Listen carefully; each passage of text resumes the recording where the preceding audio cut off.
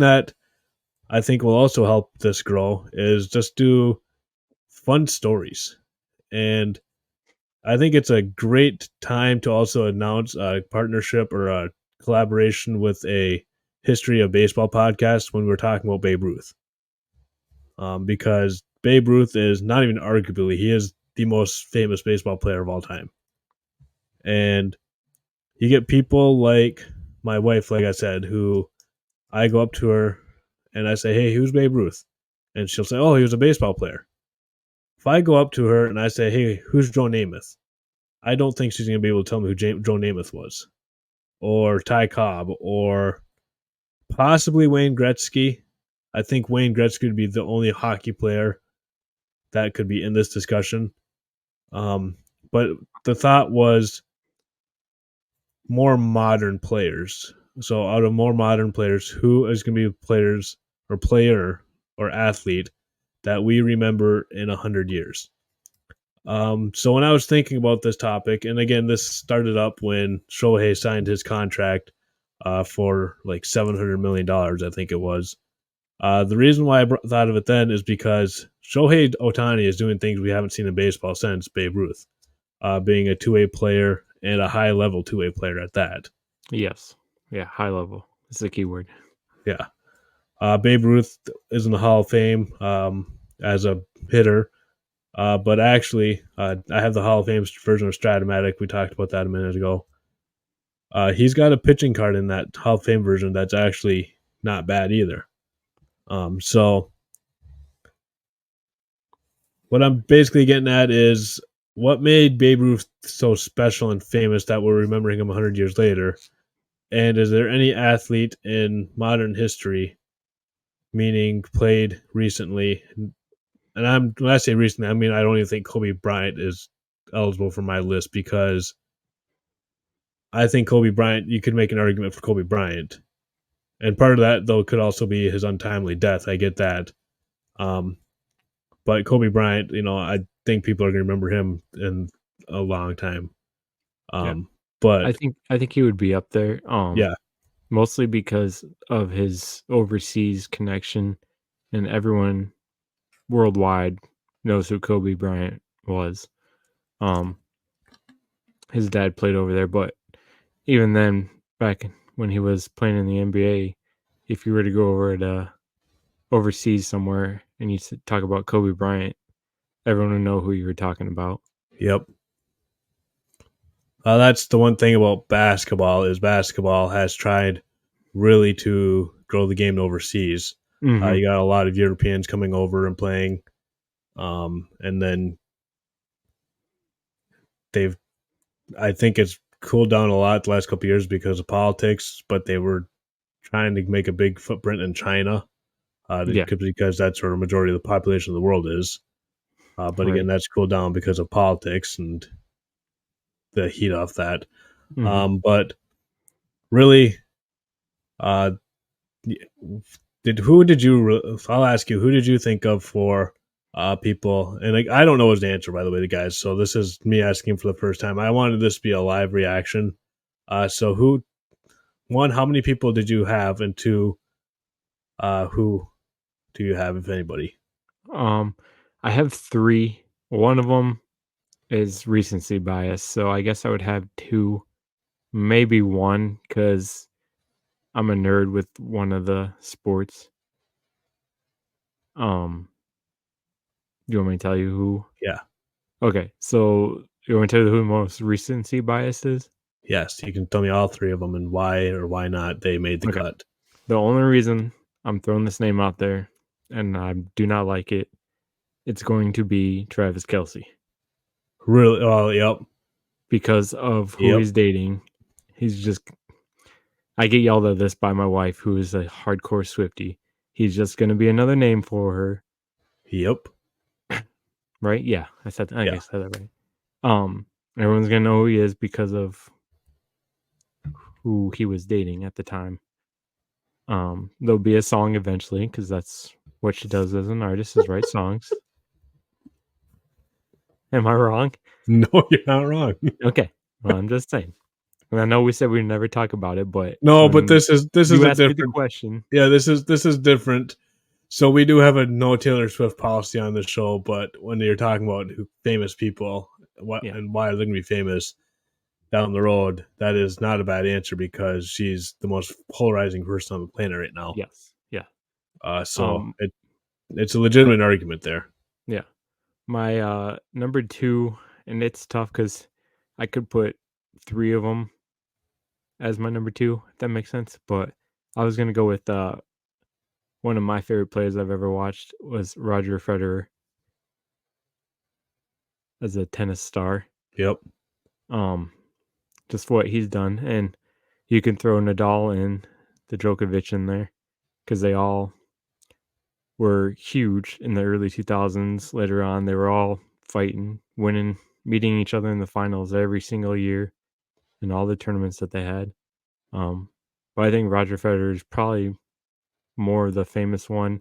Um, he's famous because Nike, well, before he changed, Nike had his imprint on him with the Nike swoosh, with all the white shoes, white everything. So he was one of them that I thought of that would be it's going to be remembered. And my main one is Tiger Woods. Yep. When you have a professional sport having to change how they design the course because of one guy who they literally call it tiger proofing the course because Tiger Woods make it look so easy. He was setting these records. He was winning. I think he's going to be remembered for a long time. Yeah. So I actually have one of those on my list. And that's they're my number one person. So I will start. I don't really have a number per se of how many I have, but I'll just say names that came to my head when I was working on this podcast. So one name that I thought of was Tom Brady. And the reason I thought of Tom Brady was I was trying to think of again what made Babe Ruth so famous. And it's to me it was he was the best player in the most popular sport at his time, and he was the most dominant player with a lot of records that were not touched for what, like I think Roger Maris in the '60s beat his single season record, and Yeah. then his career record held on until was it Bonds that passed him, or was somebody Mm, else? No, Hank Aaron. yeah. Hank Aaron Hank, passed him first. Yeah, yeah. I'm sorry about that. The actual home run king, but that's another story. Yep, that's a totally different story. Maybe we'll talk about that someday. But so my first one would be Tom Brady, just because right now, and I understand Tom Brady just retired, but it's still recency. Hmm. Um, right now, football is by far the most popular sport in America. Oh, there's no question. But yeah, there's no question on that one. So you're dominating the most popular sport. You have what is it, like 6 or 7 Lombardi trophies, which is the trophy going to the Super Bowl winner. So you're dominating at a level that we've never seen before, and with the parity of sports nowadays, I don't know if you'll ever see that dominance again. I I don't mean, think you will. Not in I mean football. the one chance that we had was the Chiefs, and just look at the season for the Chiefs. Like, do you really think the Chiefs this year are a Super Bowl team? I don't see a. I mean, I keep picking them because at some point they got to get it going, but it's week 17 now; they haven't gotten it going. Yeah. Yeah. So the one team that I thought could possibly compete with the Patriots of those days was the Chiefs, and we're just seeing that it's not sustainable. Now, I'm not saying the Chiefs are a bad team, like or anything like that, Mm-mm. but they just don't look like the dominating team that the Patriots were for all those years. So what Bill Belichick and Tom Brady and company was able to do, I don't think you'll ever see that again. And that was one of the things with Babe Ruth was we didn't see a home run, uh, his single season record be broken until again Roger Maris did it in the '60s, and then his career record by Hank Aaron. So that's why I went with Tom Brady, just because of the record side of it. Yeah. And then another name. as much as I don't like him, LeBron. Yeah, I Um, was gonna throw him in there too. and the only reason is because again, there's the debate of the great who's the greatest of the sport, and the debate will go on forever between It's Michael Jordan and LeBron yeah, James. it's never gonna end. It'll never end, and that's why in 100 years, when people are asking who's the greatest basketball player of all time, I would be shocked if those two names are still not in the conversation. Right.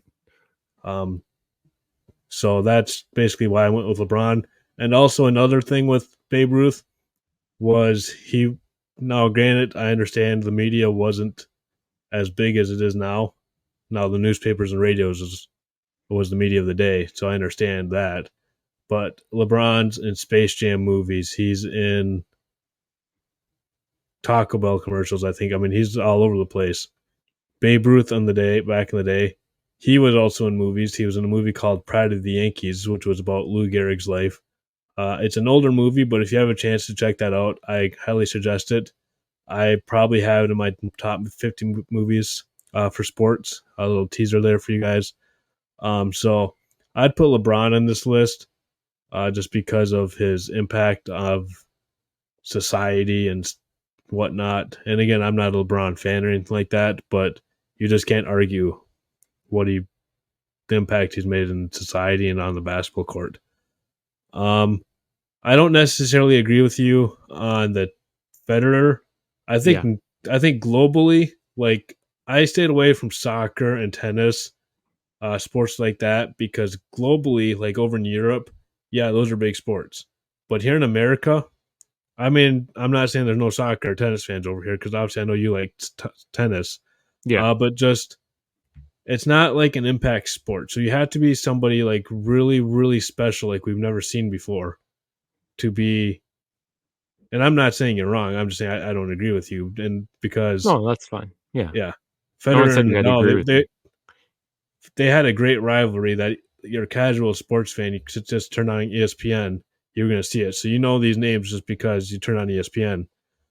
So I think the casual sports fan will know about them for a while, but Yeah. I don't think the everyday person Right. will.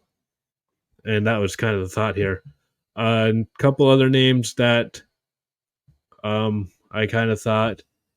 Um, I don't really see anybody in hockey. Like I said, the only one in really history of hockey would be Wayne Gretzky, Yeah. Yeah, I don't and think anyone's gonna touch I don't him. think any no, and hockey's not big enough in anywhere but Canada really for anybody to ever get any global recognition.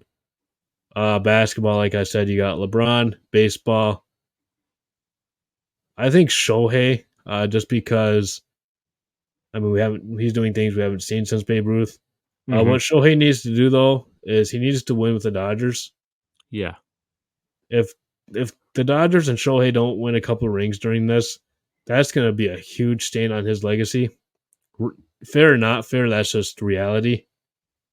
So in order to cement his legacy, I think he needs to win at least one, actually probably two to three, but one for sure with the I Dodgers think he during it. needs 2. I don't think Yeah, one's gonna cut it. I mean, yeah, but all those years with the Angels, like one's better than nothing. That's fair. um, Speaking of the Angels, if Mike Trout stayed healthy, I think we'd be having conversations with him. But unfortunately, he just hasn't been able to stay healthy in his career. And another thing that goes against Mike Trout, it's not as bad as it used to because, again, media is so relevant now with social media and whatnot. But playing in the West Coast hurts you just Yeah. because not everyone, your game started at 10 o'clock basically for the East Coast people. So they're getting ready to go to bed. They're not wanting to stay up, watch a baseball game or any sport for that matter that late. So being on the West Coast will hurt you on these debates. And then I'm not saying that this individual will be at that level. Okay. But with this social media thing, there are people so after the draft last year, I'm not going to say the name until I finish the story here. But after this person was drafted by my favorite team, I went on their social media and on Instagram and I followed them. And I had friends on social media that followed this individual that don't follow sports at all, following this guy. And I go, how the heck are they following this guy? Like, I don't get this at all. So the person I am talking about is the Detroit Tigers first round pick, Max Clark. I'm not saying Max Clark will be remembered in 100 years. That's not what I'm saying at all. What I'm saying is, I think it's going to be easier for people to remember just because of the social media on how people like Max Clark, who was drafted, what the Tigers had the third or fourth pick, something like that, this Yeah, I past think it was the draft. fourth. Yeah. That now, granted, I don't follow the baseball draft super closely, but that wasn't a name I was super familiar with. And then there's people who I'm friends with that don't follow a lick of baseball are following this guy on Instagram. So I think with Instagram and Facebook and YouTube and all that, I think it'll be easier for someone to be more famous. Um, Now I don't know how sustainable any of that will be, but that also just shows you the greatness of Babe Ruth too, though. That he didn't have ESPN following him around because ESPN didn't exist then. I mean, Right. back then they had TV, but not really. It was mainly radio and print, is what was following him around, and it makes the legend of Babe Ruth that much greater.